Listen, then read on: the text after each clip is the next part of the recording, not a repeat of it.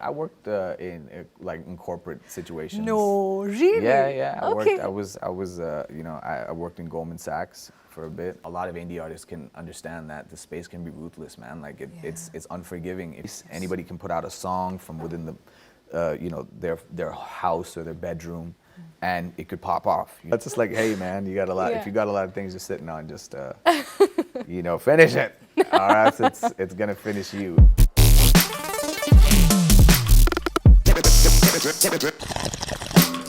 Hi, Sooraj. Thank you so much for taking out the time and speaking to us for Forbes India Showstoppers. Thank you for having me. I can't not start by asking you this. Today, I mean, you are a global phenomenon because of, what all of us know is Big Dawgs. Tell us how it happened. Big Dawgs happened because me and my boys decided to make some music and create something that inspired us. It was a culmination of me, my brother called me, and Bijoy, who is the director, called me as the producer, and also the team that I've been making music with for the past few years. We all just got together and made a song, and everything that followed was out of our control, but I'm glad that it all happened the way it did. I'm glad. And what was your reaction when you actually saw that it's sort of gone viral, blown up the way it has? What was your... It was, it was an eye-opening experience. Yeah. So it was kind of surreal. But after the initial surprise, we learned how to move with it. Yeah. And it's been very cool. Was there like a particular moment when you realized that, okay, now, this is it, I'm a big deal? I don't think that's ever really happened, but I think that by the third or fourth day that we had put this out, we realized this was different than the rest of the music we had put out. So, yeah, it just felt different. It was moving a little different on the online spheres. Yeah, definitely. And I think the video was incredible as well, right? Absolutely. Shout out to Bijoy. Yeah, definitely. Yeah. Was that his vision, your vision, or whose idea was it to do with? It was Bijoy's idea Okay. to do anything other than regular cars and bikes, and we did that with this one. But of course, we both sit and ideate the ideas, and you got to get me to sit inside of it. Yes. For the shoot, so yeah, it was was that a scary experience? It was very different than what I'm usually accustomed to in terms of my day-to-day activities, but I'm sure. I thoroughly enjoyed it. Yeah, I liked it. So tell me, what is your creative process? How do you write the music? Just whatever feels right. Different songs take different approaches, and different pieces of the work have the same. So we kind of approach it with the intent to push ourselves in every kind of aspect, whether it's visually or sonically or in terms of a message. Sometimes the song comes quick, sometimes it comes quickly, sometimes the whole idea formulates in a way that we didn't really think it would turn out when we ideated it, right? Yes. The main thing is we don't really have any guidelines or restrictions to this, and I think that that's what brought forth this. Nice. Yeah. So is it usually lyrics first, or is it the beat first? If I were to... Depends on how you feel. Again, there's no it's boundary. one song at a time, essentially. Yeah, it depends on what you're feeling. Again, it's whatever I get to complete. If my boys are paying attention to this, they know there's so many ideas that you keep making and ideating, but to complete it is a very important step. So whatever you feel is complete and you feel good enough to build upon, that's what happens. Fair enough. And now that you've had this sort of, a benchmark of sorts, and you've been in the indie scene for quite a bit, is there this sort of pressure of expectations that you're feeling now when you're working on your music in terms of, I have to live up to that standard? Does that at all affect your process in a way? Sometimes, but I think it's more of an internal thing of me just being satisfied with what I'm doing, right? There's a standard which I set for myself, and I think that that's important. It's very much you against yourself, me against, my own inner,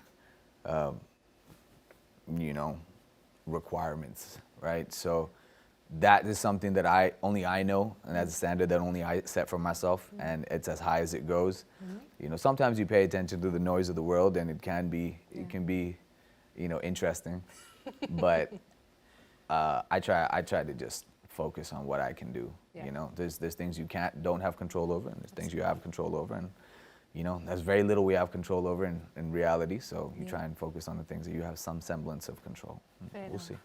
So if I were to sort of take a step away from Big Dawgs and we were to look at your music journey and your background in a sense, when did it all start? I mean, how did you begin, you know, in this you know, Indian rap scene? Like music, Yes, right? like music. I kind of just did it because you know, I was working multiple jobs, trying to figure out what I wanted to do with life, and If I may ask, could you give us some insight into what? I worked in corporate situations. No, really? Yeah. Okay. I was you know, I worked in Goldman Sachs for a bit. I worked at you know, marketing jobs, and you know, I did a bunch of things. Can you just say this? I felt can't right. imagine you in like a proper suit. You know, sometimes likewise, I can't. But there was a time, and I think that again, it's just about. I tried. You know, I applied myself in different areas. I didn't know what I wanted to do, but I was like, if I'm going to try it, I'm going to see where it takes me. Sure. And you know, it took me to those places. Yeah, You know, yeah. and but then throughout all that, I think music was something that I was always kind of inclined towards, and it was never really something serious. I just did it because it was a way for me to release, a way for me to express myself, Sure. and not feel like I'm not doing something, you know. So it started off with that, and it was never really serious in my life until, you know, right before lockdown. And then it became kind of serious. And that was all within India, within Bangalore. Shout out to the city. Yes. And yeah, I've just been making music and trying to make music the best way I know, and I don't know very much, so I just keep trying. And with a group of people that have stuck with me throughout all this, you know, I met Kalmi and Bijoy and Parimal along the way, and a bunch of other folks, Akash, my boy Ro, my whole team, Ashish, everyone around the way. Beautiful. And all these folks that were there have seen the ideas and the build-up of what it is that we're doing, and been kind of, we try to maintain the same team That's great. throughout all this. Yeah, It's been and tight. I mean, when you were working your corporate in the corporate world, were you also doing gigs on the side, or no? Or you were just like writing? I was doing like open mics. Oh, Yeah, okay. yeah. I In would India? go and in India. There was a place called the Humming Tree back in Bangalore, which is, they shut it down, but it was a kind of iconic spot for you to just go, and they had open mics Nice. every other week, and I would just go and, I don't know, it's like, just do whatever I felt like doing at that time. Yeah. And yeah. So I mean, what changed? I mean, what pushed you to sort of say that, you know, I'm done working as a corporate slave. Let me like go creative full time. I think it was a specific gig. You know, I just realized when I was performing that I was just like, I felt that I wanted to do this. Before that, it was always, okay, maybe, you know, this is kind of just for the side, for some change on the side, just to have fun. And I think December 2019 for NH7 is when I decided, like, I was like, okay, hey, I think I can do this. Nice, Yeah. nice. That's fun. beautiful. And even today, when you're writing, when you're making music, I'm sure you face creative blocks, right? How do you deal with those? Yeah, I mean, I try to not focus on the creative block, which sometimes works. Yeah. Again, it's just, I try and just have a routine or a day-to-day which provides me with enough inspiration. Okay. Sometimes it works, sometimes it doesn't. Sometimes I fall back to shitty ways where nothing ends up happening at all. But you know, I think it's up to a person to find out what inspires them and what makes them tick. And I'm still figuring a lot of things out. Yeah. So, you know, with these writing blocks, there's there's highs and lows to everything, right? So Yeah. hopefully you can match it out with some highs when you have your writing block lows. Yeah, so. you've had a wonderful high at this point, so that's great. We'll see. Yeah. it's Can been you take nice. us through this routine that you said that you have, which sort of keeps your inspiration going? in I a mean, sense? it's just surrounding myself around things that, Okay. like, whether I read a little bit, Mm-hmm. write a little bit, just do whatever kind of keeps me around words. I watch a lot of art, a lot of things that you can see. People like and listen to a lot of music too. I think Yes. that is very important. Yes. And 'cause across genres. Across genres, Yeah. there's no limitation, right? That's great. Because people do really cool things out there. Like, it's not just within your head. There's a lot of cool things that are outside, and For sure. a lot of music is a byproduct of that, right? So I grew up listening to a lot of music, and I think I'm going to keep trying to do that. Sometimes you forget to just listen to the music, man. Yeah. Just be. Just be. Yeah. So yeah, that's the Absolutely. routine. And who have been some of these very inspiring musicians that you look up to, or that you've been inspired by? So I grew up a lot of my musical insights and inspirations came from when I was in the U.S. Okay. So I think a lot of it is like around the hip hop and rap space. Nice. Obviously there's, when I dove into rap, there was a lot of, Pac, Biggie, Big L, a lot of these legends that Wow. really set the foundation of what I like, you know what I mean? Bone Thugs and Harmony, Wu-Tang Clan, all these, and this is just like the 90s era of rap that I used to really listen to when I first dove into it. But then of course I lived in the South, so we were surrounded around so much of cool Southern Wow. rap and hip hop. So Yeah. I was, I was definitely affected. It's like a combination of both those things. Nice. Yeah, that kind of built that, while I also listened to a whole bunch of other genres that made me feel good. Yeah. Whether it's a little bit of metal, a little bit of Yes. rock, a little bit of reggae, everything, whatever felt right. Nice. So Have you ever considered experimenting with a completely different genre? Which is yeah, Yeah? sometimes you Can never we- know what's gonna happen. Yeah. Can we expect something like that? Maybe. Okay. You'll see. Yeah, nice. And when you started off in the Indian indie scene, right after the lockdown, like you said, what would you say are some challenges that you faced as a budding artist, in a sense? I think it's the same challenges that a lot of indie artists face, Okay. which is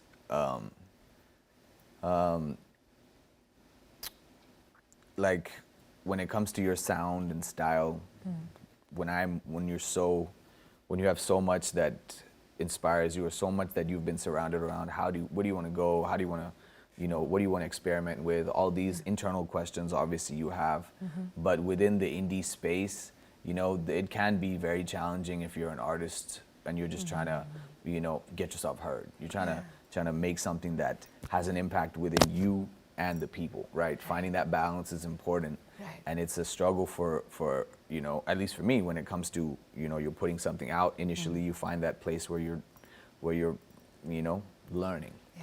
And also, the space can be, a lot of indie artists can understand that the space can be ruthless, man. It's unforgiving if you are in a space where, they're until you're known, you're not known, and they're gonna treat you that way. There's not very much money in it. There isn't anything that it can be very minimally rewarding in a tangible sense, right? But you kind of you gotta learn how to maneuver around that and keep sight of what it is, the bigger picture, And so I think that initially it was that figuring out how to find a footing. Yeah. But once you figure that out, I think everything else just follows. It's, I'm someone who struggles with being consistent in certain things. So I had to figure that out. How do I become consistent with something that I want to be consistent with? Okay. So, finding that balance of an internal plus an external Sure. battle. Very crassly put maybe, but was it tough to sort of make a living out of just It can be, yeah. monetarily? Yeah. I mean, like I said, until you start making money or until you start doing well in the space, you're not doing well in the space. That's it. And I think that applies to any field, right? you know, I would make money on the side doing, you know, other things, but I would just make sure that you know, I wanted to make sure as much time as I could, I would spend into this, which I enjoyed. Once I realized is what I wanted to do, right? Yeah. So, yeah, it's like I said, you're not going to be getting paid right off the top for sure, and I think that that's something that everyone should definitely understand. We weren't just getting paid from the beginning, but you know, the perseverance makes a difference. Yeah, absolutely. And do you think things have changed from the time you sort of started off? Like today, for budding rappers, have things become easier in a sense? Yeah, I wouldn't say easier. Nah, see, I think when it comes to the artist community, everybody has the need to express themselves, even if you're not necessarily an artist. Now, everybody, and the cool thing about now, one of the benefits is that there's a lot of platforms to do that. There's a lot of space. Anybody can put out a song from within the, you know, their house or their bedroom, and it could pop off. You never know, right? So accessibility is amazing, and no one has real like judgments like that. So you can go ahead and put it out, but there's also, because of that, right? Because there's so many people, so many, you know, willing individuals, and there's so much movement, you can get swept away through it, right? It can overwhelm. So I think it's just about figuring it out. Like honestly, like there's a lot of luck that applies to it too. There's a lot of, you know, I consider myself lucky, and you know, we're able to do this and able to do something that I enjoy like this, you know. And so I think the current environment has all elements that were there before, but it is at a much more evolved space. So accessibility is great, but there comes the drawback of just so much, you know. Yeah. Do you think it's needed though for like one big hit in a sense for you to be, you know, like you to sort of make a mark in the scene in a sense? Is that something that's far more? I mean, of course, you were very, very popular in the Bangalore scene, and you know, within people who probably are into a particular genre. But you know, I mean, do you think it was this one hit that sort of got you? Is that maybe? I think it depends on the person, right? Like it worked for me, it didn't have to work for somebody else. And again, like for sure, like if someone could put out a full body of work that is a beautiful masterpiece from top to bottom, instead of just one song that popped off, and that could be better. Again, I think the difference is someone is really able to distinguish themselves through their style and their art. I think that's what makes them, it gives them a chance. Absolutely. You know, again, that luck factor is also inside. Like you never know. Yeah. So yeah, you can't really say with that. For sure. And going forward, I mean, what can your fans look forward to? I mean, what's the kind of music that you're working on? What can we expect? Definitely, they can expect more music. I'm working on that. To what extent, I don't know. You know, like I said, there's no guidelines, there's no boundaries to it. I'm just trying to work with as many people that I find interesting and cool. And are you also looking at a lot more collabs in a sense? Yeah. I'm, you know, I'm just trying to push myself as much as possible, and I think that if there's artists that inspire you and artists that are that you can, you know, that you can communicate with, I think that you can really push yourself because of, you know, the artistry that they bring too, right? So I think it's about that, just kind of evolving through that. For sure. It'd be great. Yeah, and you have a massive fan following, right? I mean, is there, when you're during the creative process, how do you balance, in a sense, what you want to make versus, you know, what your fans kind of want? Does that ever get into your head? Like I said, I think it tied into the earlier question. I think that it's like, it can if you choose to, but I think the reason why I started to do this was because I wanted to do it because I like this. You know, I enjoy making the kind of music that I do, and if I don't agree with it, then what's the point of other people liking it, right? So you try and stay away from that conflict. I mean, it's important to pay attention to what the people that support you want, but it's also it's like you can't lose sight of why you started this. You get what I mean? So I think it's finding that middle ground, but mainly coming from a place where, you know, I've been doing it a certain way, and there's a certain integrity in which I choose to put into what I do. Yeah. Don't lose sight of that. And I think that will tie into even how people that support me perceive it. You know, I think the reason why they were able to be like, hey, we like this guy is because of that, right? So if you start losing sight of that, I think it's a trickle-down effect. Fair enough. Yeah. And just one last thing, what is the legacy that you hope to, build and leave behind in a sense? Man, these are heavy words. Very, very heavy.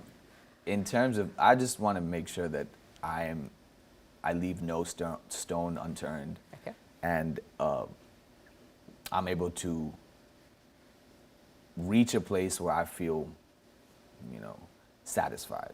And I think that is an internal thing, right? Yeah. I want to make sure that I feel like I've done my part individually or within my community and within my place in the world. And that's not just limited to music. Nice. So I don't want to put any boundaries, any guidelines to it, because I've been doing it, figuring it out my way, Yeah. for better or for worse, so long, and I'm going to continue doing that Sure. and see where it takes me. Hopefully I can bring some good Nice. into the world, because there's so much of bad that's around us. So Yeah. fingers crossed I'm able to do that. Definitely. Is there one piece of advice that you'd like to give to budding artists?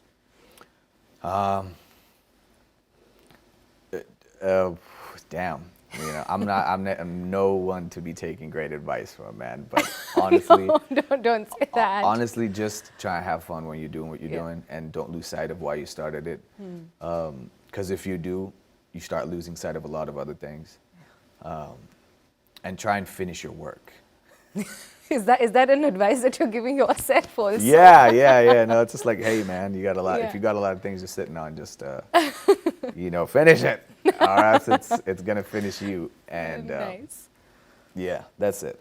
That's great. Great. Yeah. Good note to finish this interview. Also drink lots of water. That's it. Yeah. Hydrate yourself. I think it's very Great. important. Fantastic. Thank you so much for your time. I think this was lovely. Damn.